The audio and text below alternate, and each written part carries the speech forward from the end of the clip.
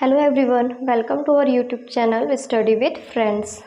देखिए, लास्ट जो क्लास है हिंदी में हम लोगों ने जो वर्णमाला है वो स्टार्ट किया था। जो वर्णमाला के अंतर्गत हमने स्वर और व्यंजन पढ़ा था, जिसमें हमारा जो स्वर है वो कंप्लीट हो चुका था, हम व्यंजन स्टार्ट किए थे। ठीक है, तो व्यंजन में सिर्फ दो चीज़ें बाकी रह गई थी जो मैं आपको आगे कंटिन्यू कराती हूँ। देखिए, यहाँ पे जो था हम लोगों को सघोष या फिर घोष, अघोष और अल्प प्राण और महाप्राण के बारे में पढ़ना था। ठीक है, तो देखिए, कंपन्न के आधार पर अगर व्यंजन पूछा जाएगा तो कंपन्न के आधार पर व्यंजनों की जो संख्या होती है वो 2 होती है। सबसे पहले वाले को बोला जाता है सघोष, इसी सघोष को घोष भी कहा जाता है। ठीक है, देखिए, सघोष का मतलब यह है कि जिन वर्णों के उच्चारण में कंपन्न होता है उसे सघोष या फिर घोष कहा जाता है। ठीक है, जिन वर्णों के उच्चारण में जो कंपन होता है, जो वाइब्रेशन होता है, ठीक है, तो उनको सघोष या फिर घोष कहा जाता है। ठीक है, तो देखिए, प्रत्येक वर्ण का 3, 4 और 5वां जो वर्ण होता है वो सघोष रहता है। ठीक है, कैसे 3, 4 और 5? देखिए, मैंने आपको कितना वर्ग बताया? टोटल 5 वर्ग बताया हुआ है। कौन कौन सा? क, च, ट, त और प, ये 5 वर्ग है। इसका अगर अगर सपोज की बात क वर्ग के बारे में बात किया जाएगा तो क वर्ग का पहला वर्ण क्या होता है? क ही होता है। फिर इसके आगे होता है ख, ग, घ और अंगा। ठीक है, क, ख, ग, घ, अंगा, ये 5। तो देखिए, इसमें क्या बोला गया है? प्रत्येक वर्ग का तीसरा, चौथा और 5वां वर्ण सघोष होता है। ठीक है, तो देखिए 1, 2, 3, 4 और 5 किसके किसके बारे में बात किया गया? तीसरा, चौथा और 5वां। ठीक है, मतलब अगर मैं क वर्ग के बारे में बात करूं कि क वर्ग का कौन कौन सा वर्ण सघोष है, तो ग, घ और अंगा। ठीक है, सेम थिंग च वर्ग में भी वही रहेगा। च में क्या क्या जाता है? च, छ, ज, झ और इया। ठीक है, तो इसमें जो च वर्ग है इसके लिए कौन कौन सा जो वर्ण है वो सघोष कहलाएगा? तो ज, झ और इया, क्योंकि तीसरा, चौथा और जो 5वां, प्रत्येक वर्ग का तीसरा, चौथा और जो 5वां वर्ण है वो सघोष कहलाता है। ठीक है, नेक्स्ट, ये जो इनके अलावा जो स्पर्श व्यंजन है, इसके अलावा और कौन कौन सा वर्ण है जो सघोष होता है? य, र, ल, व और ह। ठीक है, देखिए, य, र, ल, व जब मैंने आप लोगों को अंतस्थ बताया था तो अंतस्थ की संख्या 4 बताई हुई थी, य, र, ल और व। ठीक है, तो ये जो चारों अंतस्थ है ये सघोष होते हैं या फिर इसको घोष भी कहा जाता है। उसके अलावा एक बच जाता है ह, जो कि ऊष्म व्यंजन का पार्ट है। ठीक है, उसमें व्यंजनों की संख्या भी मैंने 4 बताई थी, तीनों प्रकार का स, उसके बाद ह। तो ये जो ह है ये भी कैसा है? सघोष के अंतर्गत आता है। ठीक है, सबसे पहला है प्रत्येक वर्ग का तीसरा, चौथा और जो 5वां वर्ण है वो सघोष कहलाता है। इसके अलावा य, र, ल, व और ह, ये जो चारों वर्ण है ये भी सघोष होते हैं। इसके अलावा हिंदी के जो स्वर होते हैं, जिनकी कुल संख्या मैंने 13 बताई हुई है, उसमें से जो 11 स्वर है ये सघोष होते हैं। किनको किनको छोड़कर? अम, आहा और ऋषि के री को छोड़कर। ठीक है, इसके बाद नेक्स्ट देखते हैं अघोष। अघोष होता है प्रत्येक वर्ग का पहला और जो दूसरा वर्ण है, क्योंकि देखिए तीसरा, चौथा और 5वां तो बुक्ड हो चुका है ऑलरेडी, तो बचता कौन सा है? पहला और दूसरा। तो प्रत्येक वर्ग का पहला और दूसरा वर्ण जो है वो अघोष होता है। ठीक है, इसके अलावा अघोष कौन कौन सा होता है? जो तीनों प्रकार का जो स है, जो कि ऊष्म व्यंजन कहलाता है। ठीक है, ये ऊष्म व्यंजन स और जो स है ये अघोष का पार्ट है। ठीक है, तो आपसे ये दोनों बहुत इंपॉर्टेंट है, इसको याद रखिएगा, ये वाला और ये वाला। इसको क्लासिफाई करके पूछता है कि सघोष, निम्नलिखित में से सघोष को पहचानिए या निम्नलिखित में से अघोष को पहचानिए। तो ये आपको क्लियर है, अब इसमें कोई दिक्कत नहीं होनी चाहिए। ठीक है, नेक्स्ट देखते हैं सांस के आधार पर व्यंजन। सांस के आधार पर व्यंजन भी 2 प्रकार के होते हैं, एक होता है अल्प प्राण और एक होता है महाप्राण। ठीक है, तो अल्प प्राण क्या होता है? जिन वर्णों के उच्चारण में अगर कम टाइम लगता है या सांस का जो प्रयोग है वो कम होता है, जिन वर्णों के उच्चारण में समय कम लगता है या सांस का जो प्रयोग होता है वो कम होता है, तो इनको क्या कहा जाता है, अल्प प्राण कहा जाता है। ठीक है, तो देखिए प्रत्येक वर्ग का पहला, तीसरा और जो पांचवा वर्ण होता है ये अल्प प्राण कहलाता है। कौन कौन सा पहला, तीसरा और पांचवा, ये फर्स्ट वाला, क के बाद ख छोड़ के ग, फिर घ छोड़ के अंगा। ठीक है, 1, 3 और 5, प्रत्येक वर्ग का पहला, तीसरा और जो पांचवा वर्ण है ये अल्प प्राण कहलाता है। इसके अलावा य, र, ल, व, ये जो चारों जो अंतस्थ होते हैं ये आपका अल्प प्राण होता है। ठीक है, नेक्स्ट देखते हैं महाप्राण। प्रत्येक वर्ग का दूसरा और चौथा, देखिए जो सम सम वाले, इवन वाले जो है ना वो है दूसरा और चौथा, प्रत्येक वर्ग का दूसरा और चौथा वर्ण महाप्राण कहलाता है। इसके अलावा स, स और ह, ये जो चारों जो है ये महाप्राण के अंतर्गत शामिल होते हैं। ठीक है, उम्मीद करती हूँ कि ये आपको समझ में आ गया होगा। यहाँ पे जो हमारा वर्णमाला वाला जो टॉपिक है वो खत्म होता है। इसके बाद मैं आप लोगों को इसके एमसीक्यू भी कराऊंगी, जो कि नेक्स्ट क्लास में आपका एमसीक्यू ही आएगा। ठीक है, अब इसके अलावा हम देख लेते हैं कि संधि, संधि क्या होता है। नेक्स्ट हम टॉपिक स्टार्ट कर रहे हैं संधि।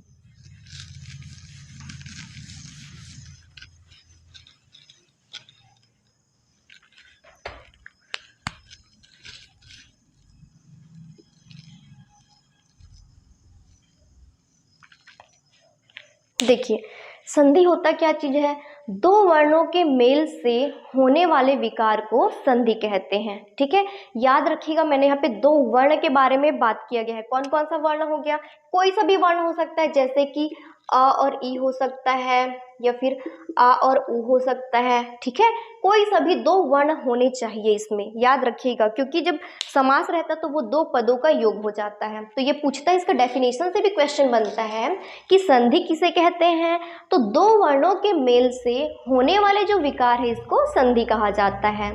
ठीक है, तो देखिए ये जो संधि होते हैं ये 3 प्रकार के होते हैं। अच्छा याद रखिएगा, जो संधि है ये संस्कृत का शब्द है, जो संधि जो है ये संस्कृत का शब्द है। अगर संधि का खुद भी संधि विच्छेद किया जाए तो सम प्लस धी होता है, जो कि व्यंजन संधि के अंतर्गत शामिल होता है। आगे मैं इसको बताऊंगी आप लोगों को। देखिए ये जो संधि है, इस संधि जो होता है 3 प्रकार के होते हैं। सबसे पहला है स्वर संधि, दूसरा होता है व्यंजन संधि, और तीसरा होता है विसर्ग संधि। ठीक है, स्वर संधि, व्यंजन संधि और विसर्ग संधि। ठीक है, तो सबसे पहले हम इसके अंतर्गत स्टार्ट करने वाले हैं स्वर संधि को। देखिए स्वर संधि के 5 भाग होते हैं। सबसे पहला होता है दीर्घ स्वर संधि।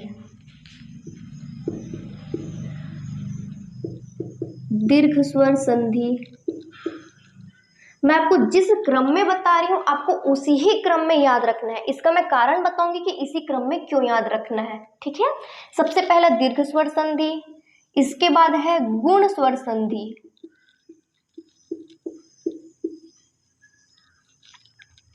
नेक्स्ट है वृद्धि स्वर संधि, वृद्धि स्वर संधि। ठीक है, दीर्घ स्वर संधि, गुण स्वर संधि, वृद्धि स्वर संधि। नेक्स्ट है यण स्वर संधि, और लास्ट है आपका अयादि स्वर संधि।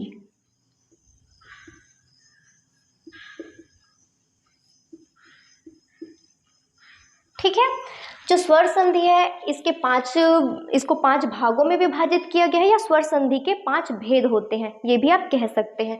कौन कौन सा, पहला दीर्घ स्वर संधि, दूसरा गुण स्वर संधि, तीसरा वृद्धि स्वर संधि, चौथा यण स्वर संधि और पांचवा है अयादि स्वर संधि। ठीक है, इसमें सबसे पहले हम देखते हैं दीर्घ स्वर संधि क्या होता है।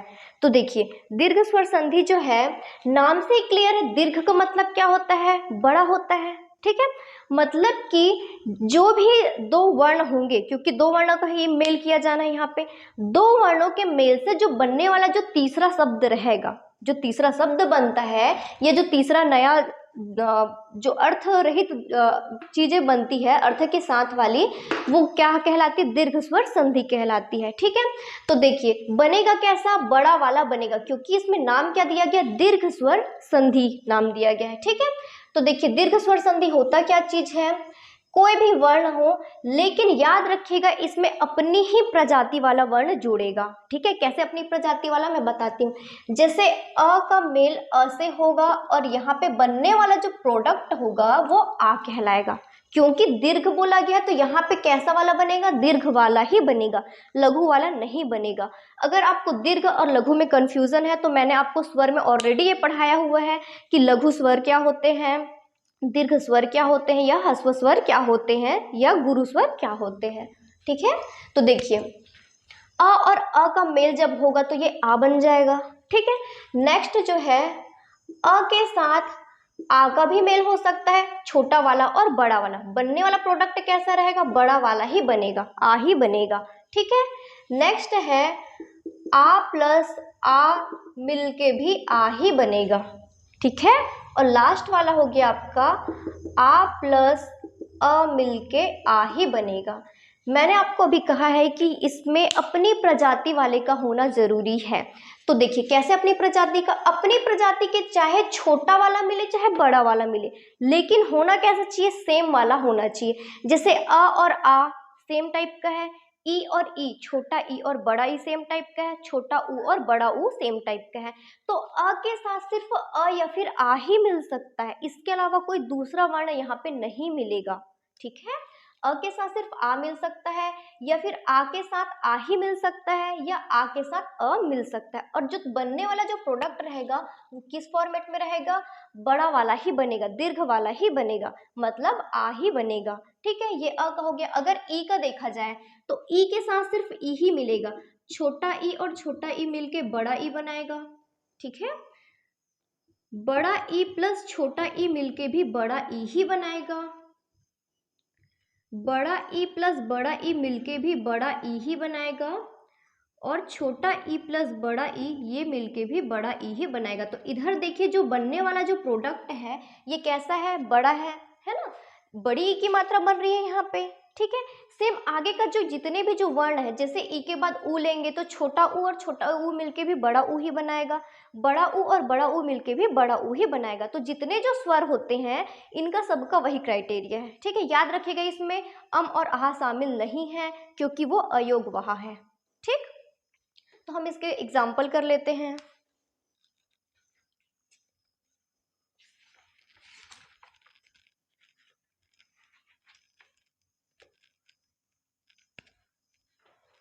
देखिए जैसे कि एग्जाम्पल है हमारा गीतांजलि। देखिए मैंने यहाँ पे लिखा है गीतांजलि।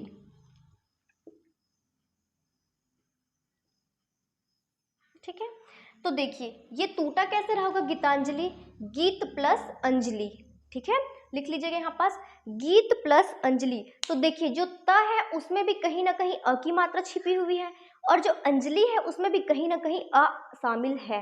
ठीक है, अ और अ के मेल से यहाँ पे क्या बन जा रहा है? आ बन जा रहा है। बाकी चीजें जैसी है वो वैसी की वैसी ही रहेंगी। ठीक है, नेक्स्ट एग्जाम्पल देखते हैं। ये तो चलिए मैं इसको आप लोगों को बता ही देती हूँ। गीत प्लस अंजलि ये मिल के कहलाएगा गीतांजलि। तो देखिए ये जो त है इसमें कौन सी मात्रा छिपी हुई है? अ की मात्रा छिपी हुई है। ये जो अ है इसको अम नहीं पढ़िएगा अभी, ये जो मात्रा होते हैं उसको आप इग्नोर करके चलिएगा, क्योंकि जो मात्रा है वो बनने वाला जो प्रोडक्ट है उसमें भी एज इट इज ही रहेगा। ठीक है, तो देखिए यहाँ पे त के साथ अ की मात्रा छिपी हुई है और यहाँ पे ऑलरेडी अ है, तो अ और अ मिलके क्या बन जा रहा है? आ की मात्रा बन जा रही। तो गीत प्लस अंजलि से क्या बन रहा है? गीतांजलि बन रहा है। ठीक है, नेक्स्ट एग्जांपल देख लेते हैं। रामावतार।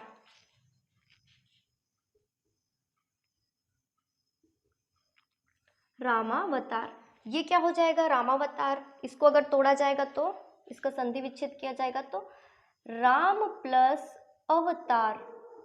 ठीक है, राम प्लस अवतार रामावतार। तो देखिए यहाँ पे म में कौन सी मात्रा छिपी हुई है, अ की मात्रा छिपी हुई है, और यहाँ पे ऑलरेडी अ है, तो ये वाला और ये वाला मतलब कि जो अ है और अ है ये मिलके क्या बन जाएगा, आ बन जाएगा। सेम थिंग यहाँ पे अ और अ मिलके ये आ की मात्रा बन जाएंगे। बाकी चीजें जैसी है वैसी की वैसी रहेंगी। तो राम यहाँ पे म का म रहेगा और ये अ और ये अ मिलके यहाँ पे आ की मात्रा बन जाएंगे। ठीक है, तो राम प्लस अवतार रामावतार हो जाएगा। ठीक है, एक आध और एग्जाम्पल इसका देख लेते हैं। सत्यार्थी,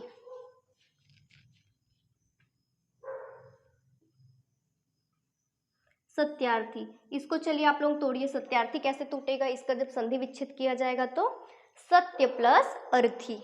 ठीक है, सत्य प्लस अर्थी ये कहलाएगा सत्यार्थी। तो देखिए ये आ और ये अ मिलके यहाँ पे आ की मात्रा बन जा रहे हैं। बाकी चीजें जैसी दी गई है वैसी ही इसमें नोट डाउन किया गया है। ठीक है, तो सत्यार्थी का क्या हो जाएगा, सत्य प्लस अर्थी। ठीक, एक आध ई वाले भी एग्जाम्पल कर लेते हैं।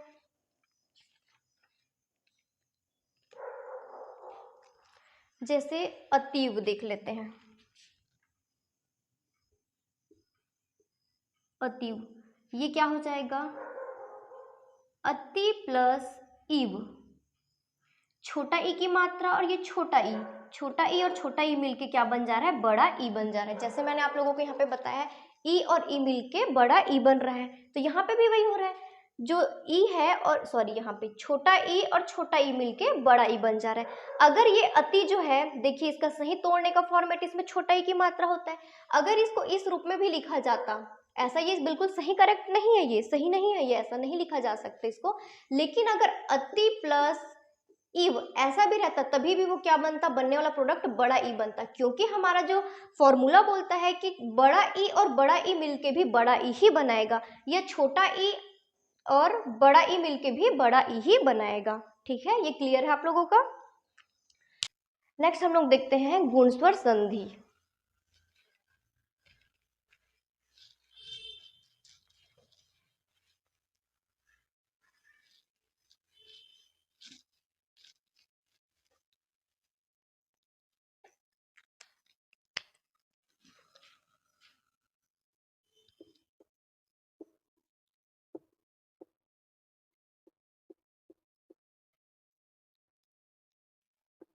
देखिए गुणस्वर संधि में होता क्या है,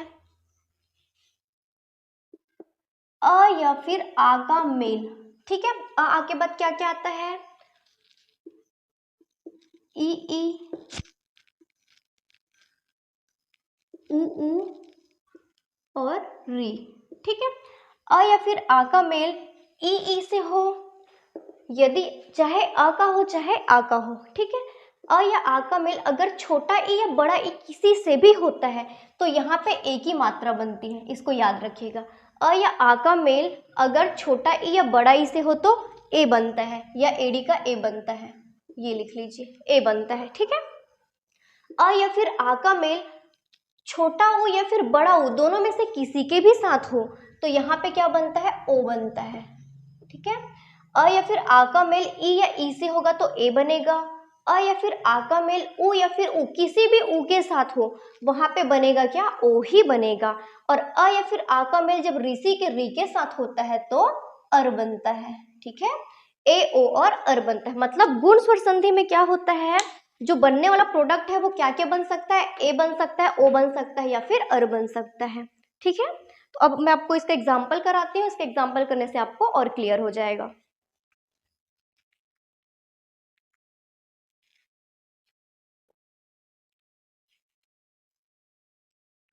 जैसे नरेंद्र, पहला एग्जाम्पल है नरेंद्र। ठीक है, तो देखिए चूंकि यहाँ पे मैंने आपको अभी बताया है कि या तो ए बनेगा या तो ओ बनेगा या तो अर बनेगा, तो देखिए यहाँ पे ए की मात्रा बन रही है, मतलब ये गुण स्वर संधि के अंतर्गत शामिल है। अब इसको तोड़ेंगे कैसे, ए की मात्रा बनती कब है, जब अ या फिर आ का मेल ई या फिर ई के साथ हो। ठीक है, तो देखिए नर, र के साथ किसकी मात्रा आ रही है, कोई भी मात्रा नहीं, मतलब इसमें अ छिपा हुआ है। ठीक है, नर प्लस इंद्र।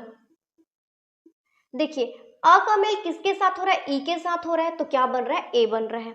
यहाँ पे अ है, र में अ छिपा हुआ है, तो अ का मेल ई के साथ हो रहा है तो ए की मात्रा बन रही है। ठीक है, तो ये कौन से संधि के अंतर्गत शामिल है, गुण स्वर संधि के अंतर्गत शामिल है। एक आध और एग्जाम्पल देख लेते हैं।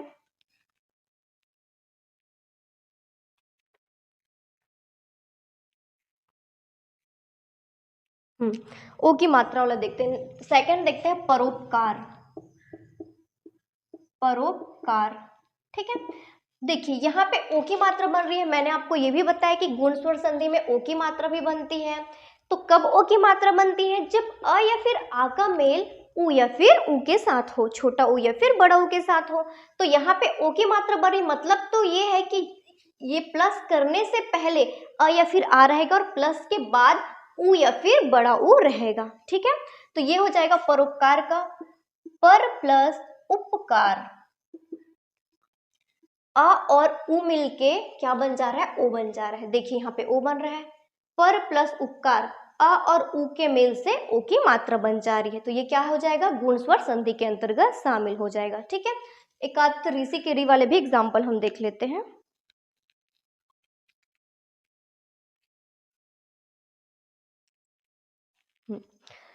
हम लोग देखते हैं महर्षि। महर्षि, ठीक है, तो महर्षि का क्या हो जाएगा, महा प्लस ऋषि। देखिए आ की मात्रा मैं बोली, अ या फिर आ का मेल अगर री के साथ हो तो अर बनता है। तो कि देखिए महर्षि, महर अर आ रहा है, उसमें आ का मेल किसके साथ हो रहा है, ऋषि के री के साथ हो रहा है, तो क्या बन जा रहा है, अर बन जा रहा है। बाकी चीजें एज इट इज है, महा प्लस ऋषि महर्षि।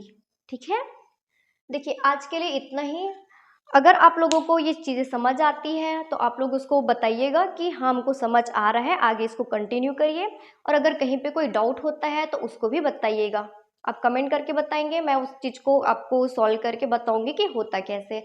अगर आपके पास कोई रेफरेंस बुक है तो उसका आप जो क्वेश्चन है वो निकालिए और इसको सॉल्व करते जाइए। ठीक है, एग्जाम्पल देखते जाइए। और अगर नहीं होंगे तो मैं आप लोगों को लास्ट में इसके जितने भी जो संधि उसके एक साथ और एग्जाम्पल करा दूंगी विथ MCQ। ठीक है, आप लोगों को MCQ भी प्रोवाइड कराया जाएगा। तो अगर आपको वीडियो अच्छा लगता है तो वीडियो को लाइक कीजिए, शेयर कीजिए और हमारे चैनल को सब्सक्राइब कीजिए। Thank you.